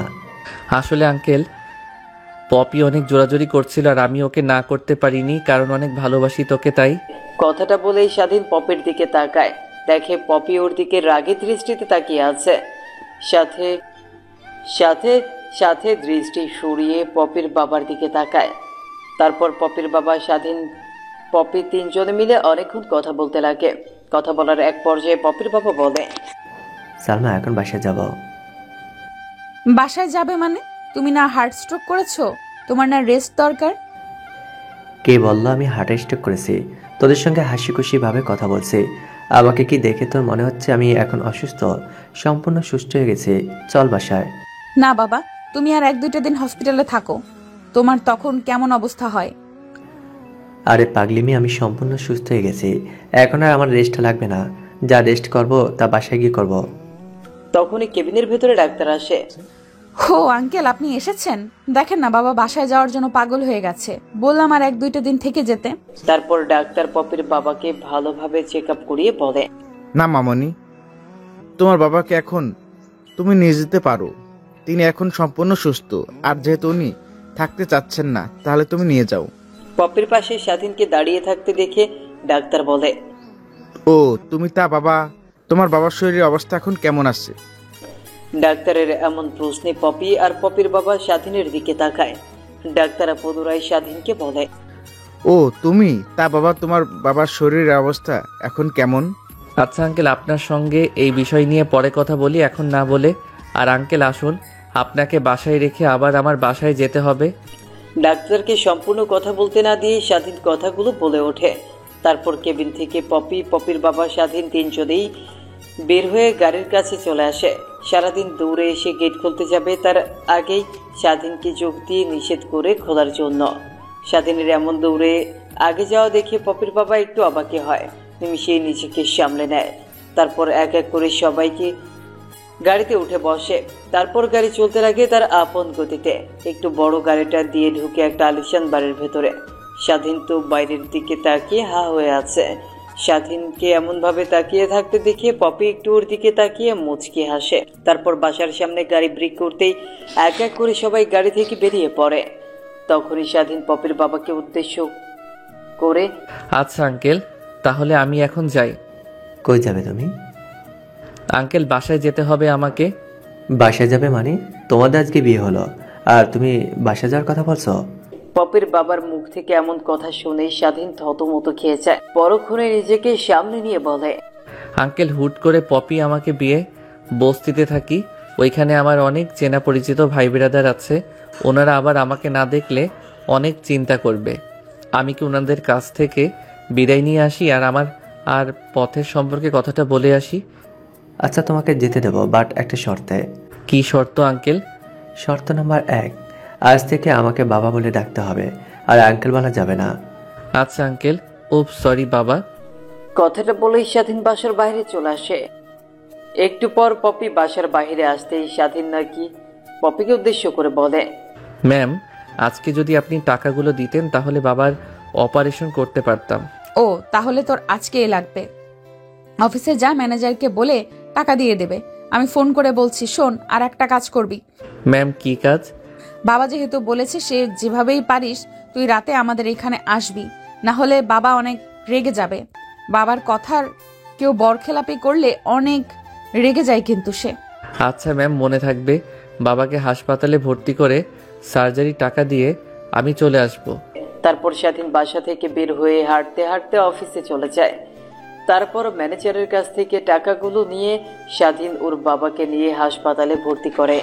তখনই স্বাধীনের মা স্বাধীনকে প্রশ্ন করে, কিরে বাবা, তুই এতগুলো টাকা কোথা থেকে জোগাড় করলি?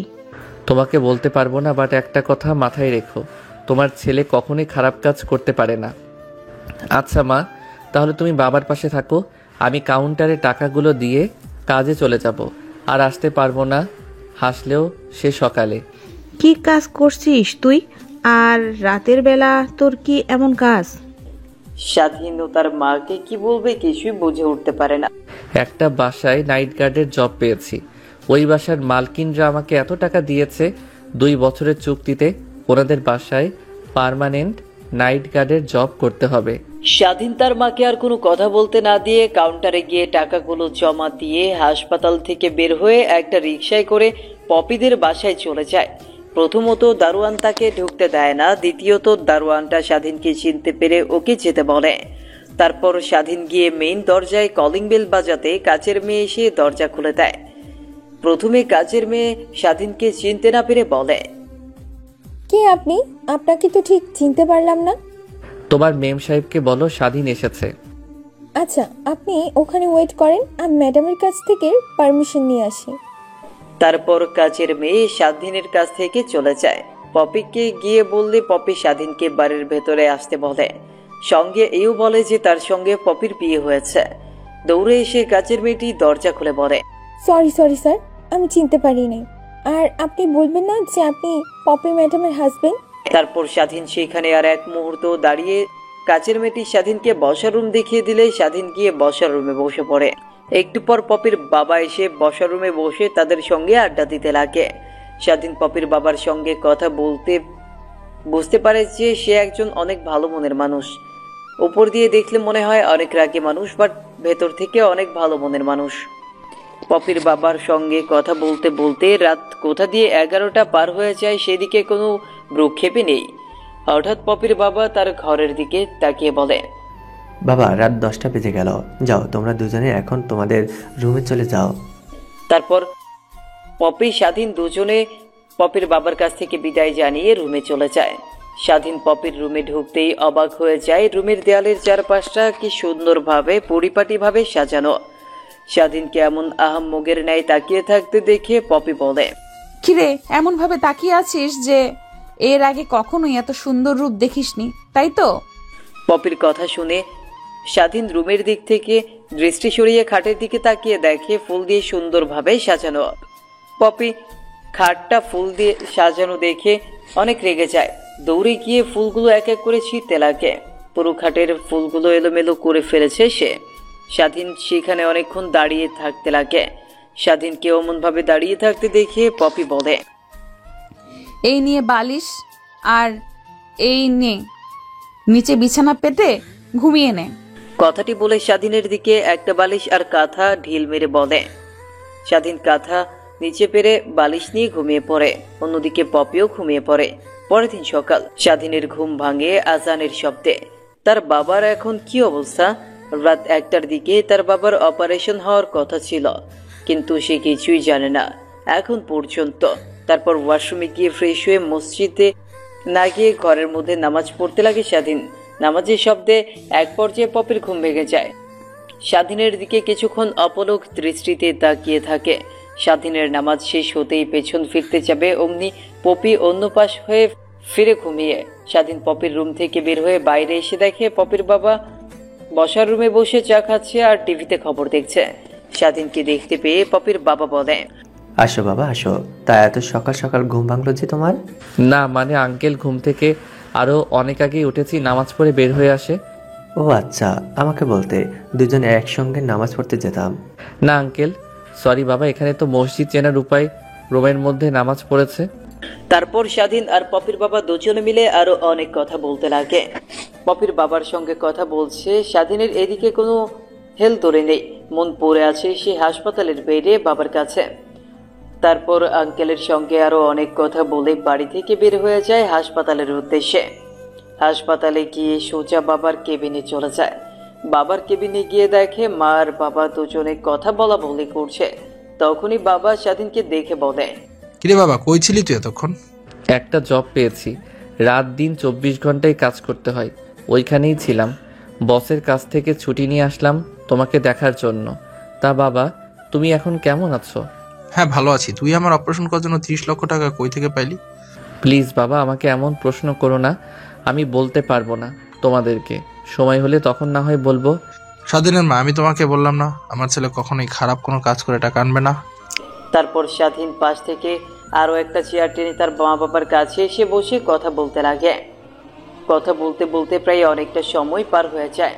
প্যান্টের পকেট থেকে বাটন ফোনটি বের করে দেখে 9টা বেজে গেছে। তারপর স্বাধীন তার বাবা মার কাছ থেকে বিদায় নিয়ে হাসপাতাল থেকে বের হয়ে পপিদের বাসার উদ্দেশ্যে রওনা হয়। অন্যদিকে বাবা বাবা, স্বাধীন কই? ওকে তো দেখছি না। কিরে, নিজের বরকে দেখি এক মুহূর্তে নিজের চোখে আড়াল করতে পারিস না? দেখো বাবা, মস্করা করো না, ওই কই গেছে এত সকাল সকাল? আরে বাসার বাইরে গেছে, একটু পর চলে আসবে। এত টেনশন করছিস কেন বল? অফিসে যেতে হবে, অফিসের সময় ঘনিয়ে আসছে, আর ওর আসার কোনো নামগন্ধই নেই। তখনই দরজার সামনে এসে কলিং বেল বাজায় স্বাধীন। পপিকে দরজা খুলে দিয়ে স্বাধীনের দিকে অগ্নি দৃষ্টি নিক্ষেপ করে বলে, কই গিয়েছিলিস তুই এত সকাল সকাল? স্বাধীন উকি দিয়ে দেখে পপির বাবা বসে আছে। তারপর ধীরে ধীরে পপিকে বলে, ম্যাম, আপনি টাকা দেওয়ার পর সঙ্গে সঙ্গে বাবাকে হাসপাতালে ভর্তি করে সার্জারি করার জন্য। বাবার রাত 1টায় সার্জারি হয়েছে, তাই সকাল সকাল দেখতে গিয়েছিলাম। ও আচ্ছা, এই ব্যাপার। যা জলদি রেডি হয়ে নে, অফিসের উদ্দেশ্যে বের হব। ম্যাম, আমার তো জামা কাপড় কিছুই নেই, কি পরে যাব এখন অফিসে? বাবা মার্কেট থেকে তোর জন্য জামা কাপড় নিয়ে এসেছে, যা গিয়ে আমার ঘরে নিয়ে গিয়ে দেখ। তারপর স্বাধীন পপির সঙ্গে আর কোনো বাড়তি কথা না বলে পপির রুমে গিয়ে দেখে নতুন নতুন জামা কাপড় সোফার উপরে রেখে দেওয়া। তারপর স্বাধীন একটা প্যান্ট আর টি শার্ট নিয়ে ওয়াশরুমে চলে যায়। তারপর সেগুলো পরে ওয়াশরুম থেকে বের হয়ে শার্ট আর প্যান্ট পরে দেয়। ইন করে স্বাধীন আয়নার সামনে দাঁড়িয়ে থেকে নিজেকে পরিপাটি করছিল, তখনই পপি পেছন থেকে বলে, কিরে, এত সুন্দর করে সাজছিস যে এখন তো দেখে সবাই মনে করবে তুই বস আর আমি কাজের মেয়ে। পপির এমন প্রশ্নে কি উত্তর দিবে কিছুই বুঝে উঠতে পারে না স্বাধীন। পেছন ফিরে তাকাতেই পপি স্বাধীনের দিকে মায়াভরা দৃষ্টিতে কিছুক্ষণ তাকিয়ে থাকে। হঠাৎ পপির ফোনে ফোন আসাতে ধ্যান ভাঙে তার। তারপর এক মুহূর্ত পপির সামনে আর না দাঁড়িয়ে থেকে রুম থেকে বের হয়েছে স্বাধীন। তারপর স্বাধীন সোজা নিচে চলে আসে। স্বাধীনকে দেখতে পেয়ে পপির বাবা খাবার টেবিলে বসিয়ে ডাকতে লাগে। তারপর স্বাধীন গিয়ে পপির বাবার পাশের চেয়ার টেনে বসে পড়ে। পপির আসার অপেক্ষা করতে লাগে। একটু পর পপিও চলে আসে। তারপর খাওয়া দাওয়া শেষ করে তারা দুজনে বেরিয়ে পড়ে অফিসের উদ্দেশ্যে। স্বাধীনকে পপি রুমের বাইরে একটা ডেস্ক দেওয়া হয়েছে। স্বাধীনের কাজ শুধু পপি কখন কোথায় যাবে সেগুলো শিডিউল অনুযায়ী পপিকে জানানো। অফিসে এসে পপি সোজা তার কামরায় চলে যায়।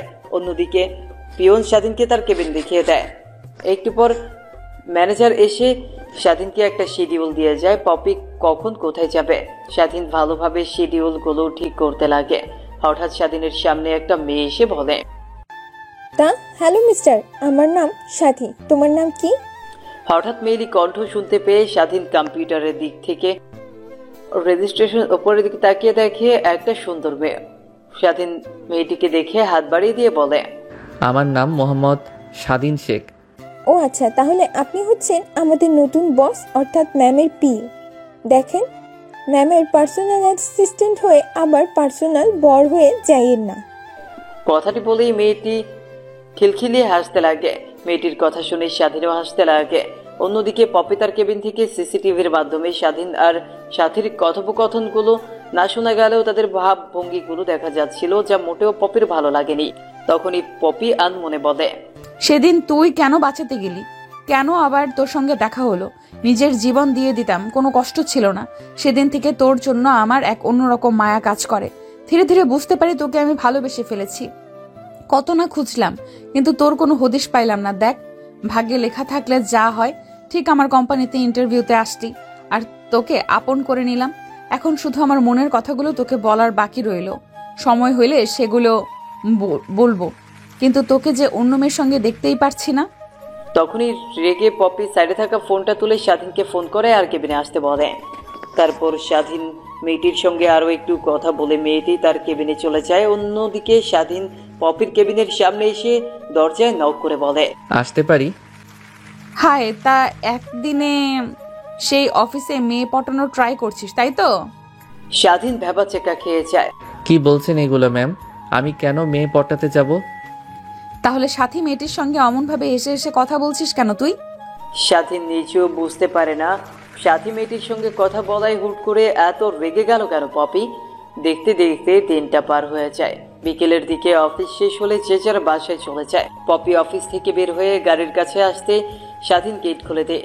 তারপর গিয়ে স্বাধীনও গাড়ির ভেতরে বসে পড়ে। তখনই পপি বলে, আচ্ছা, তোর বাবা কোন হসপিটালে? তোর বাবাকে দেখতে যাব আমি।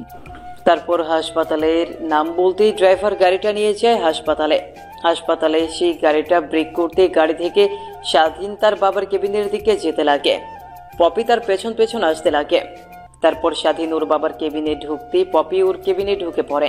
তারপর স্বাধীন গিয়ে ওর মার সঙ্গে কুশল বিনিময় করতে লাগে।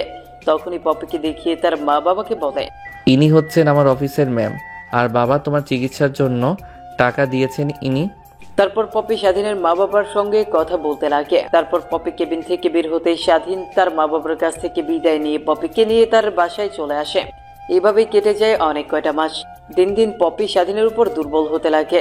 স্বাধীন বুঝতে পেরেও ঠিক তেমন একটা ভ্রুক্ষেপ দেখায় না। একদিন লাঞ্চ পিরিয়ডে স্বাধীন আর সজীব দুজনে মিলে ক্যান্টিনে বসে খাবার খাচ্ছিল আর আড্ডা দিচ্ছিল। তখনই স্বাধীনের ফোনে পপি ফোন করে। জি ম্যাম, কিছু বলবেন? হ্যাঁ, কই তুই? ম্যাম, ক্যান্টিন এসেছে খাবার খাওয়ার জন্য। ক্যান্টিনে খাবার খেতে হবে না, জলদি আমার কেবিনে আয়। স্বাধীন ফোনটা রেখে দিতেই সজীব সন্দেহ মিশ্রিত কণ্ঠে স্বাধীনকে প্রশ্ন করে। কিরে, কে ফোন করেছে? নিচ্ছি ম্যাম। স্বাধীন মাথা দিয়ে হ্যাঁ বোঝায়। তারপর ক্যান্টিনে আর এক মুহূর্ত না দাঁড়িয়ে পপির কেবিনে গিয়ে দুইজন মিলে খাবার খেতে লাগে। এইভাবেই কেটে যায় অনেক কয়টা মাস। দিন দিন স্বাধীনের চুক্তির মেয়াদ শেষ হতে লাগে। আর মাত্র 2 মাস রয়েছে চুক্তিতে স্বাধীন আর পপির বিয়ে। একদিন স্বাধীন তার কম্পিউটারে কাজ করছিল, তখনই পপি ওকে উদ্দেশ্য করে বলে, তুই তো জানিস আর মাত্র 3 দিন পর আমাদের কোম্পানির জন্মবার্ষিকী। তো এইবার আমি চাচ্ছি যে সবার সঙ্গে আনন্দ করতে। তুই কি বলিস? পপির এমন কথায় স্বাধীন মাথা দিয়ে হ্যাঁ বোঝায়।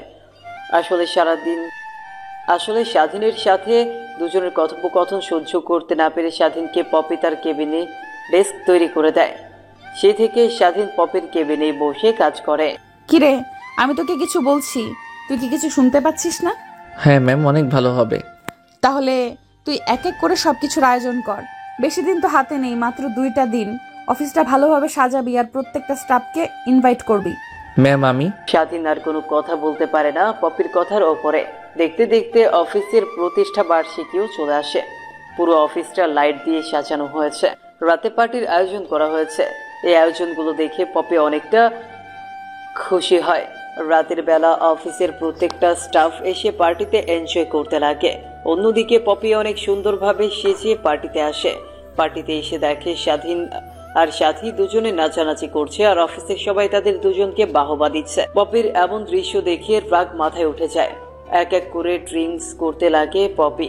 ধীরে ধীরে পপি নিজের ওপর কন্ট্রোল হারাতে লাগে। পপিকে সবাই ড্রিঙ্ক করতে দেখে অবাক হয়ে যায়। স্বাধীন গিয়ে ওকে থামানোর চেষ্টা করলেও স্বাধীনের কথায় কোনো হেলদোল করে না পপি।